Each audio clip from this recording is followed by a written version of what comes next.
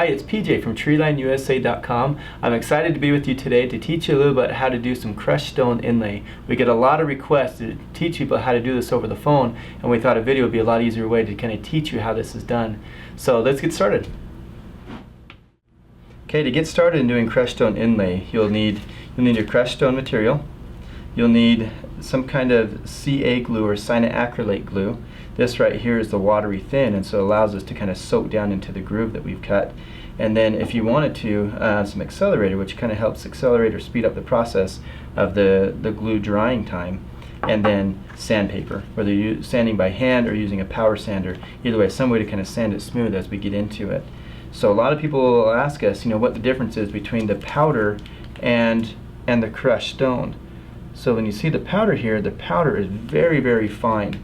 And that allows it to seep down into really tight grooves or cracks, where the crushed is a little bit more granular. And so as you're using this, and when you're done, you can kind of see the nuggets in it just a little bit more, where the powder will look more like a nice smooth texture or paste going through the groove, where the crushed stone you'll actually see the granular marks like that. So depending on the look you want or how wide of an area you have to fill in will determine which type you'd want to get. Sometimes people use a combination of the two to make sure they can fill into everything. So here I've just cut a squiggly line into a block of wood to replicate maybe a crack or an area that you want to fill in, or it could be a decorative symbol or mark that you want to make in a piece of wood. Either way, the technique is the same. Now if gravity is working against you, you'll use a different technique, and I'll talk to you about that later. But this is the technique that you use when you can use gravity in your favor and be able to put this crushed stone right down into the groove. So for this video, we're going to use the crushed stone, and this is the turquoise color. What you're going to do first is you're going to dry pack the material in place, and by doing this, you can make sure that all of the grit or the stone is right in where you want it to be before you glue it.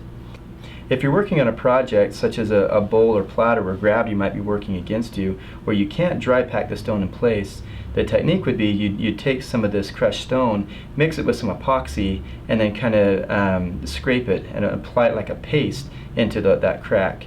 But again, for this project right here, we'll go ahead and show you how this is done. So I've dry packed the stone in place. I'm going to take it, I'm just going to kind of wipe away the excess. So anything above the wood we're going to have to sand down later. So to kind of eliminate some of the excess sanding you might not want to do, go ahead and move that aside like this. But you can see that I've got the stone right where I want it to be, moving off the excess. And now the groove I've cut is only maybe about 1/8 of an inch thick. So any thicker than that, you're kind of wasting some of the material. So if you have a crack that's much deeper than that, you can put some sawdust down into it, or some glue, something to kind of build up the base so you're not wasting as much material.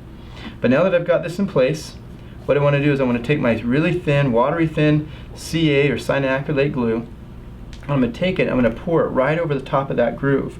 And again, I want, as much as possible, I want to stay right on top of that, and I'm kind of filling in that gap. The reason why I like using this watery thin material is that it soaks right through the crushed stone, and it sticks everything down in place.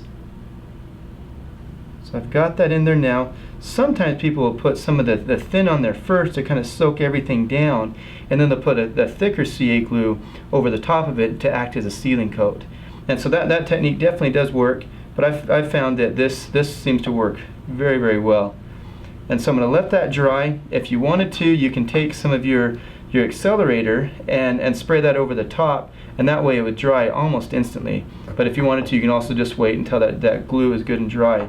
But for the video, I'll go ahead and shoot this, and then we'll show you how that kind of dries up very, very quickly. And so now we're dry and ready to sand. Alright, our glue is now good and dry through here, so we're ready to start sanding. A couple things to watch out for though as you're sanding is you want to be careful to sand as much as possible, right up on top of what we've done the inlay to, because sometimes what will happen is you can dish the wood around it, and especially on a softer wood, so you want to be careful as much as possible to be right up on top of that glue part. So I'm using about 120 grit sandpaper, and we'll take that and we'll start sanding it down. So you take that and just continue to sand away until it's nice and flush with the rest of the wood. So you can use power sanders if you wanted to. You can use a lot of different things to kind of grind that back down. And this is where you want to be as careful as you can with your glue so that you're not doing a lot of excess sanding. So if you have like a belt sander or something like that, you put this up against it and make it very, very quick. Now it's also important to note too that this area will stain and finish a little bit differently compared to the wood around it, because now with the glue in there, it's almost like plastic through here. And so this particular right on top here, the wood will not stain the same as wood around it. So normally it's still okay, but just still something maybe to test on a scrap piece of the same wood before you actually get going. So let's take a minute now. Let's go and get this nice and sanded, and then we'll come back and show you how it looks. All right, we've got that sanded down now, nice and smooth, so it's nice and flush all the way across.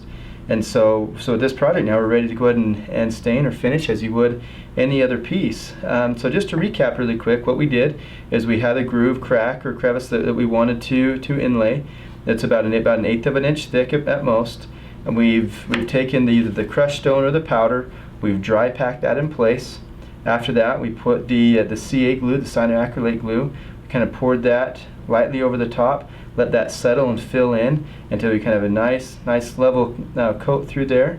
And from there, we started off with about 100 to 120 grit sandpaper and started sanding it down. You can use a power sander if you wanted to speed up that process, but sanded that down, being careful not to dish the wood around it, and try to stay up on top as much as we can. And from there, we can go through and sand and finish as we would any other piece. Thank you for taking the time to watch this video. I hope it's been helpful, and I hope it's answered some questions about how to do the crushed stone inlay. It's really not that complicated, but it sure does add a decorative and an elegant touch to some of your pieces of art. So if more information or to purchase your own supplies, whether the CA glue, the crushed stone, or other supplies, please visit us at TreelineUSA.com. And for more videos, check us out and click to subscribe to our YouTube channel.